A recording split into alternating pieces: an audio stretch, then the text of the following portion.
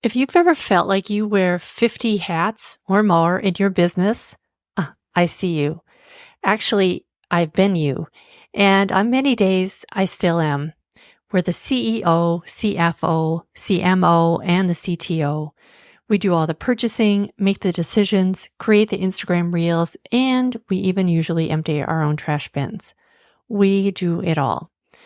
And I think we all know that that's not sustainable in the long haul or smart if we want to grow. When we're just starting out, we do what we have to do.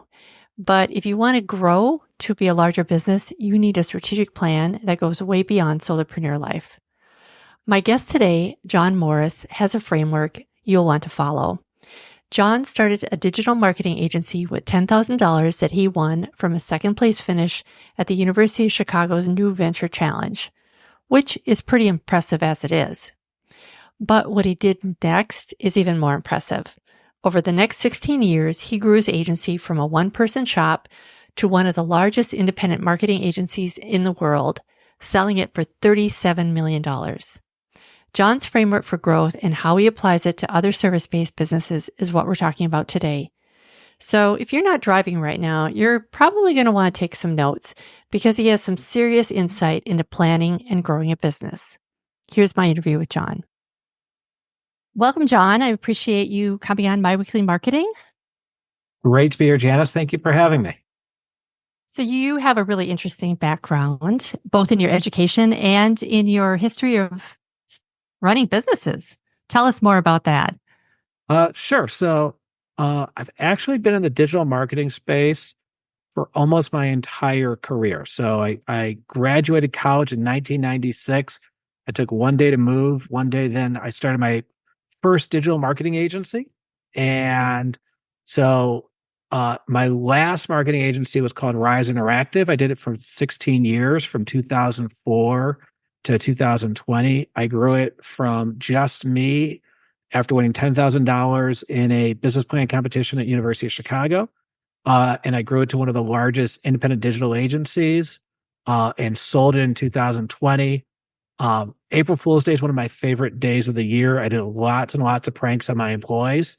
And I feel like it was kind of coming back to haunt me because I stepped down on April 1st of 2020. And I was right at the beginning of the pandemic, and you have all these dreams of what you're going to do with your time when you finally leave your business after growing into a large company. And the airports are closed, the golf courses are closed, the world is closed. And so I started this company, Fiscal Advocate, right afterwards. And the way I started this business is I had a business coach. I would meet with him for every 3 months for several years, where I would do my quarterly planning. And every time I would meet with them, he's like, the insights that you have to run your business are like nothing I've ever seen. It's a business within itself. And so I had 3 young daughters. The world shut down. I didn't know what to do with my time. I was like, you know what? I'm going to start this business probably a lot sooner than I would have thought of.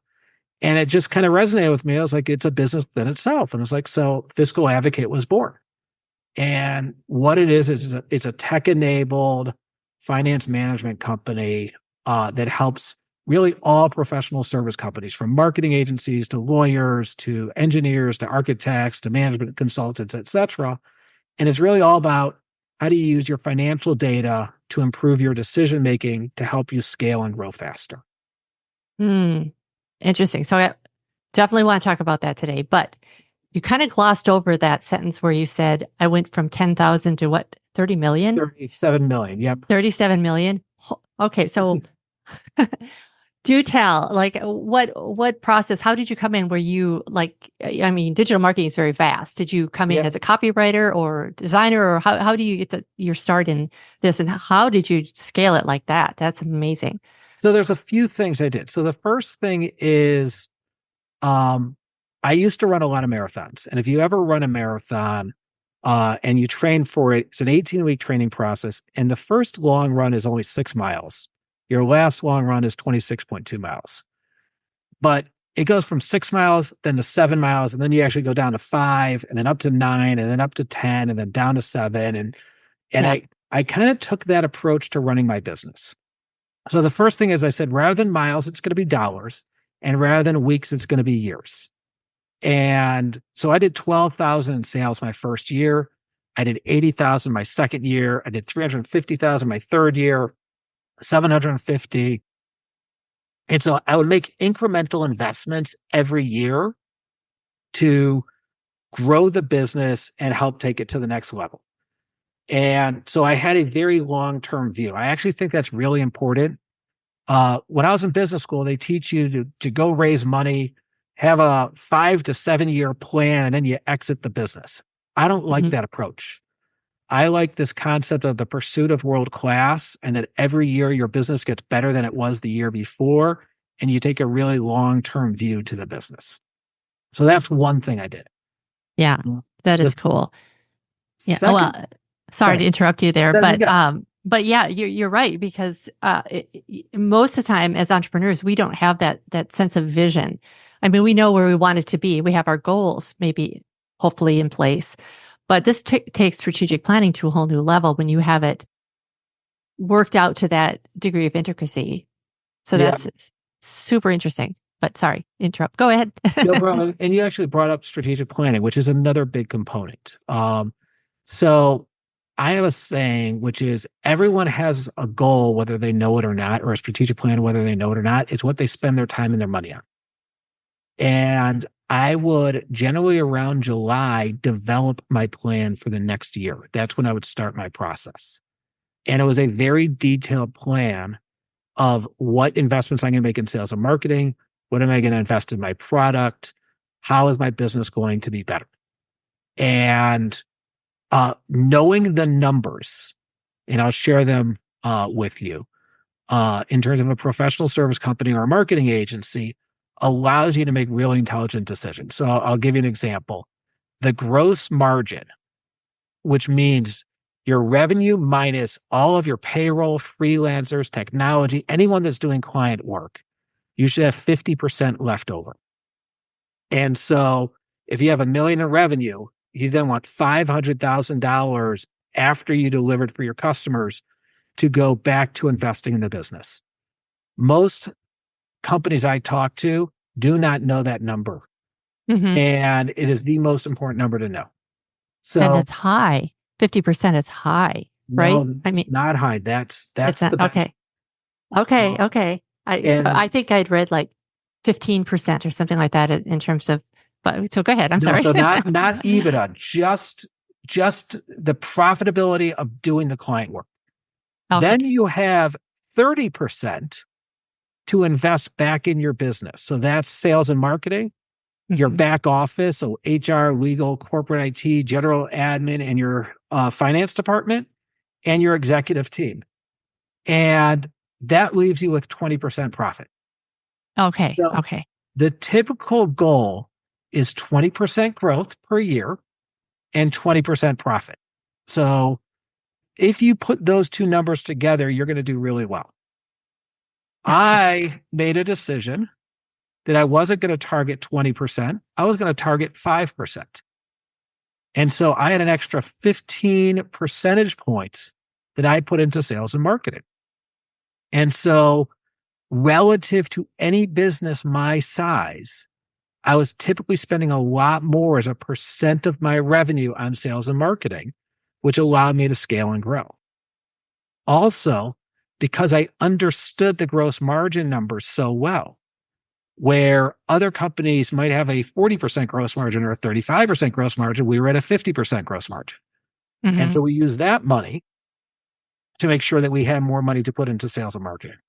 And so a lot of it was really Hmm. focused on um, how do we make sure that we get our name out there and people know who we are.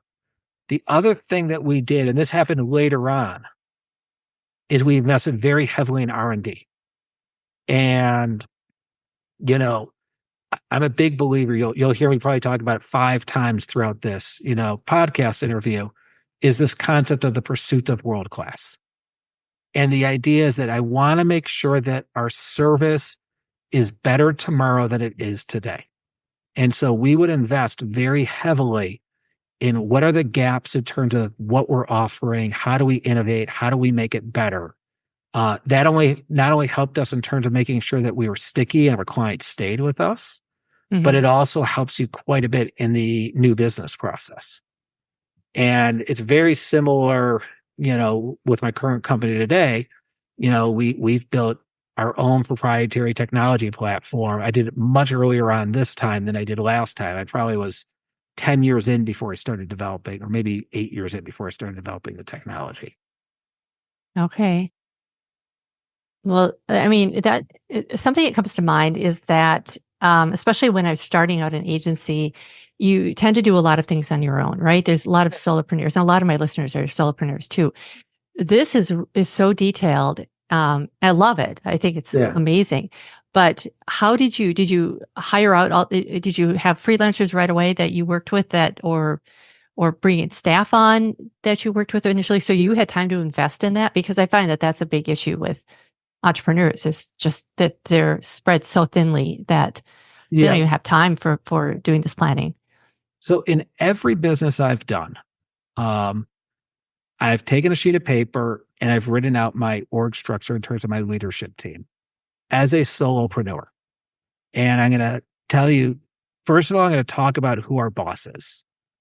As the CEO of the company, first of all, let's just say you own 100% of the company. Hmm. I'm going to tell you, you have two bosses. Boss number one is, even if you own 100% of the company, I want to separate out the owner and the CEO. The owner, who owns 100% of the company, has hired themselves to run the business. They don't have to hire you. They could hire anybody, but they've decided they want to hire themselves to run the company. Hmm. And I think that's a really important thing, is that you understand that the CEO's job is to maximize shareholder value for that owner, even though it's the same person. Mm, The love second that. boss is the income statement. And I'm a big believer that um, you need to look and see that the income statement is improving every single year, and that the company is getting bigger, and the company is getting more profitable, and that the balance sheet has more cash. Um, because this is an objective this is an objective boss. You can't hide from the numbers. And so I want the owner to really hold the CEO accountable to how they're doing in terms of improving the income statement and the balance sheet over time. And, you know, I used to explain that no one in my organization, including myself, was safe. I remember one time an employee came to me and was like, John, you say that all the time, but it really rings hollow, because are you really ever going to fire yourself? Mhm. And my response was that um, owners all the time bring in CEOs or experts to run the company rather than have themselves do it. And why wouldn't I, if I'm not able to do my job and grow the business? Um, Mm, and then the other big element that I want to bring up is, most people who start a professional service company, let's just use a marketing agency, they start it because they love marketing. And at some point, you don't get to do marketing anymore. right. You get to be the CEO of the company. Um, and so I always have people have self-reflection of, do you want to be a marketer or do you want to be a CEO? Because you can't be both. Hmm. Uh, the last thing is, underneath the CEO, there are four major roles. One is sales and marketing. So someone is the head of sales and marketing.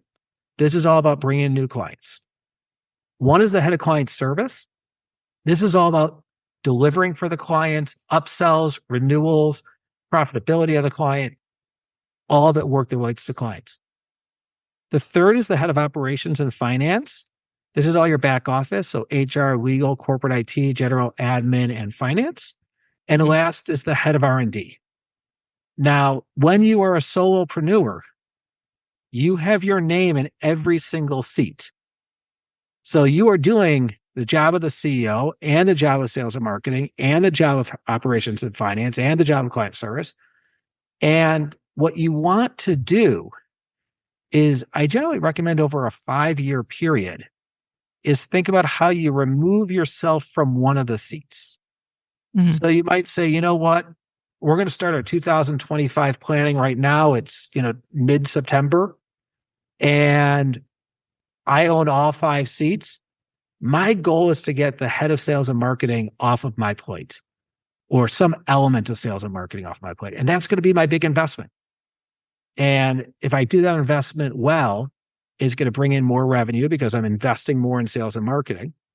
And then in year 2, I'm going to get all my back office off of my plate. I'm going to go, have someone help me with my finances. I'm going to have someone help me with all the operational infrastructure. And then I'm going to focus on R&D and client. And then year 3. And so that was a little bit of my mindset was how do I make investments to get these seats off of my plate? Mm, I love that. I really, really love that because I think a lot of times entrepreneurs will jump in and, like you mentioned, they love doing something, Yeah. marketing, photography, whatever it is. But if you come in right away, knowing that you're actually running a business, Yeah. and a business does not exist if it does not make money, and if it does not make more money, well, it exists. But I mean, ideally you want it to make more money as it grows, right? So you want to grow that business, and if you are doing all of the things all of the time, it's you're good. You're going to burn out. That's just a fact. And so I love that you right from the get go mapped this all out and said, okay, here's my goals. Here's what I need to hire. This is, and you're so strategic about it. I think that's just genius because so few of us, and I'll include myself in this, Yeah. really jump in and do that framework prior to actually starting and opening the doors. Yeah. And yeah, yeah. Now I have a husband who teaches entrepreneurship and business. So I mean, I feel like, I hear a lot of this from him too. But to really sit down and do it is a whole different thing. And I love that you spelled it out so easily for people because it really doesn't need to be so complex. You don't need to get stuck in the weeds in this. No, I actually, that's the other thing is I'm a big believer in going an inch wide and a mile deep. So, Mm, I have a saying, I don't think it's the perfect saying, but it's the one I got, which is if you think you need it, you probably don't. And I always say, go 6 months without making that investment that you think you need and really determine, did it slow you down? Is it keeping you from growing? And so try to reduce the things you focus on and just go deep in a few areas. And that's where I think you'll find it most impactful. mm, yeah, very good advice. Probably advice about any kind of spending, right? You think you Yep. need it, you probably don't. Okay, so we want to talk today a little bit more about decision making, Yeah. because that ties into a lot of this, obviously. So, can you break down the framework that you have for how small businesses can make smarter, more strategic decisions when they're setting up and running their business on a day to day basis? Yeah. So, I have a saying which is it can't be a goal unless you put budget against it. So the Mm, first thing that I recommend from a decision making standpoint is the importance of a budget. You are spending time and you are spending money uh, no matter what, right? It's just a matter of could you spend your time and spend your money more intelligently?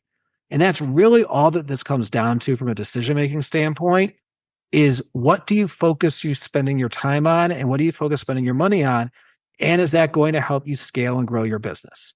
So I'm going to give you a few things. So the first thing is there are only 3 KPIs that matter.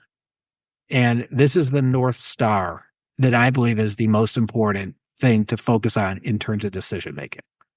So the first one is, and you might be surprised, you might not, but I can tell you after working with hundreds of professional service companies, um, it is often very ignored, is how much cash you have relative to your monthly overhead. There is maybe one. I mean, definitely less than 1% of the companies that I meet with when I start working with them that have enough cash. Um, it is substantially neglected. Now, why is that important? And I'm going to give a couple of good examples. The first one is you never know when the next COVID is going to hit.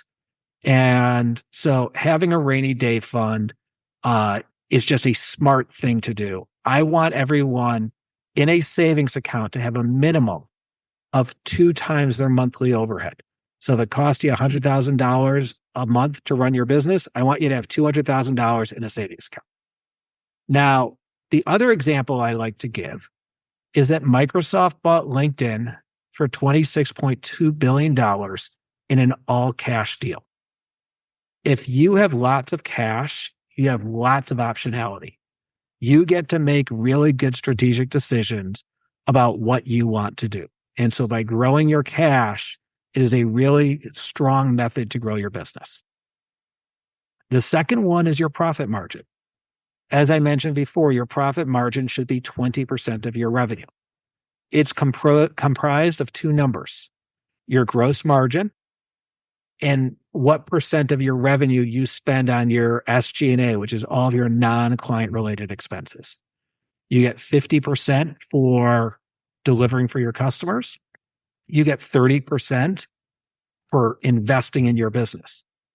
I am okay with you choosing a lower number. I mentioned at Rise, I chose 5% for years as opposed to 20%. But you got to see it in the top line numbers. So, by me making those investments, I was able to grow at a much faster rate that allowed me to, really create more shareholder value, grow the business, all the things that go along with it. And then the third one is year over year revenue growth. And I want you to have 20% year over year revenue growth. If you can grow 20% year over year, that compounds to a really nice business that not only creates wealth for the owner, but it also creates opportunities for the employees.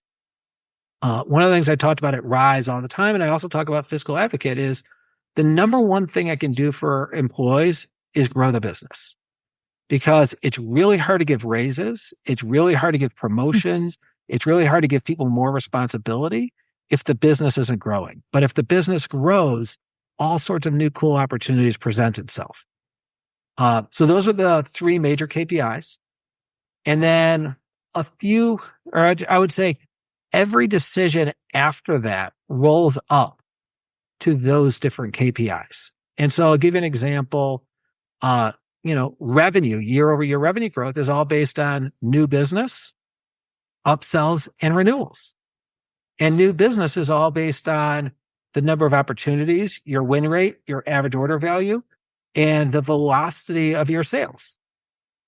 And so it's a KPI pyramid that goes deeper and deeper, but now you have a framework of what are the key decisions that you make and how does it roll up to those key decisions?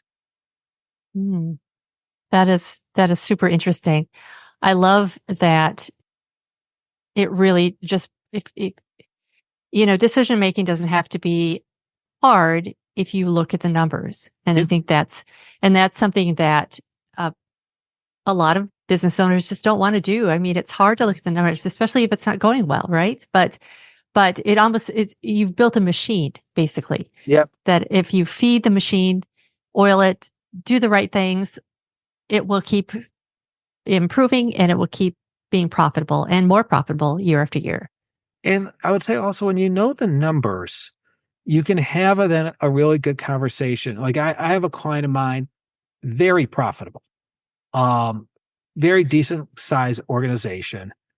And they have a gross margin problem, meaning their gross margin is too low. Mm-hmm. And the reason why they're so profitable is that they're not investing in their business at all. So it's basically they're generating tons of EBITDA or tons of profit every year. But they keep on talking about how they want to grow. And my response to them is they don't really want to grow. Because if they wanted to grow, they'd either fix their gross margin problem, they would make bigger investments in their infrastructure so that they'd invest more in sales and marketing and they'd invest more in specific areas. So the numbers really tell you the story of what's important to them. And by the way, there's nothing wrong with having a really nice sized company that throws off lots of profits every year and isn't growing. Like it doesn't mean that you have to go from, let's just say 10 million to 20 million or 20 million to 50 million or 50 million to 100 million. Like if you're happy with the profits you are, but if you do want to grow and you're not making the decisions that are aligned to growing, then I have to say, is that really what you want? Because, what I think in this scenario, what they want is they want to grow, but they don't want to do the decisions that are necessary for them to grow. And Mm, so then you have to come to reality, then you're just not going to grow. right. Right. If you want to know what's really important, pay attention to your behavior Yep. rather than what you think. We all do that. I think in Yeah. certain parts of our life, we think, oh, I want this, but our behavior really isn't focused on that. So I it's just sort can't of tell you following how it. many times people tell me, hey, John, I really want to grow faster. And then I follow up with one simple question. Awesome. What percent of your revenue do you spend on sales and marketing? It's like, oh, I don't spend anything on sales and marketing. It's all word of mouth. Mhm. And so I was like, well, then you don't really want to grow, because if you do, then you're going to make the investments to grow. Right. Right. And of course, there's more. And I was several years ago, I had a design agency when we lived in Wisconsin, and it was word of mouth. And I was busy, and I knew that if I wanted to grow, I would have to bring on more clients and so on. But there was a certain point where it becomes that much more cumbersome to run a larger business that you'd have to Yeah. bring on staff. I have to can't work from home as much. I have to have everybody in an office. And so, I mean, I think there's a legitimate reason for people kind of hesitating at that point. But I love Yeah. that you So said for that what you because, wish for, right? right. Yes. Mm. Yeah. There's pros and cons to every decision we make in life. Yeah. Is there ever a time where somebody should ignore the numbers, the analytics, the data, and go with their gut? Is that something that you'd ever encountered? So here's my general response to that. By the way, I once was giving a presentation in front of a few hundred people, and the moderator asked a similar question where he's like, don't you think there's just too much focus on data and that we just like whatever happened is just following your instinct? And I challenged him on that, and he got the whole audience to boo me. So, but there's a couple things. One, at the end of the day, all of us have to make a leap of faith in every decision we make. There isn't a single decision that doesn't require some leap of faith. However, data just helps make that leap smaller. So the answer to your question is, um, you know, that you're always going to have to make a decision, and you want to make sure that you don't like get so much data that you can't make a decision. And so, I'll give you an example. You know, if you found, $100 bill on the floor, in a mall, you know, like you probably don't need a lot of data to like know to pick that up. I don't know if that's the best example, but Mhm. you might look around for 3 seconds to see if it's anybody's, but you're gonna pick it up and you don't have to do a lot of analysis. Where, you know, if you know, your house had a huge flood and you all of a sudden need to get like a bunch of analysis of like what needs to be done, and someone comes back with a quote that's just beyond massive, you might want to go get several quotes to get more data on what's really needed and what's fixed. So Mhm. different problems have different level of complexity of like what you need. But Mhm. at the end of the day, you want the least amount of data necessary to make a leap of faith towards making a good decision so that you can operate in a fast manner. Mhm. Mhm. Yeah, that makes perfect sense. And I run into this in marketing, as I'm sure you did Yeah. too. If you think something is going to be working, or you think, well, I'm getting clicks from this, or I'm Yeah. getting I'm making some money from this. I mean, the numbers don't lie. They tell a great story. And sometimes it's a sad story and sometimes it's a happy one. But if you don't look at the numbers, you do not know. So, I'm with you on that one. I think the numbers absolutely are necessary, but I do run into, especially, solopreneurs or real small businesses that do have that sort of number fatigue after a while. They don't know which number to look at. Is there some tool or software that you recommend people use, or is it just a matter of mapping it out ahead of time and knowing which numbers to pull out? Or how do you make that decision or make that The, process work? the hardest part is knowing what KPIs to track. Hmm. Yeah. And I was in a sales pitch about an hour or about a year ago. And the person said to me, he's like, I'm really sophisticated. I look at 315 KPIs every day. And to me, if you're looking at 315 KPIs, you're looking at nothing because there's just too Hmm. much information for you to make a decision. And so I actually want you to think about the least amount of data and the least amount of numbers possible. Yeah. I actually, in my software, I built something called a CPR score, which is based off of your cash, your profit, and your year over year revenue growth, literally to give people just one number to look at.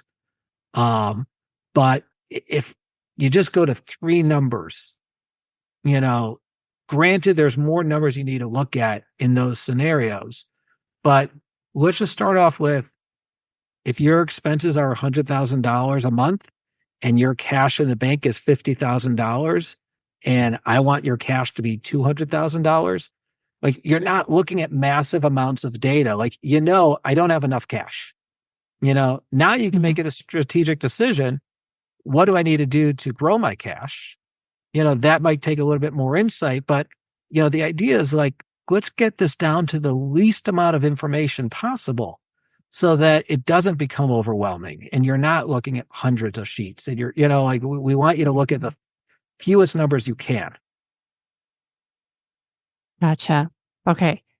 So if let's make this really easy because I love to Yeah. simplify things for especially over audio. I think it's hard when you're not able to take notes necessarily. But all right. So if let's just say I'm starting a business, Yeah.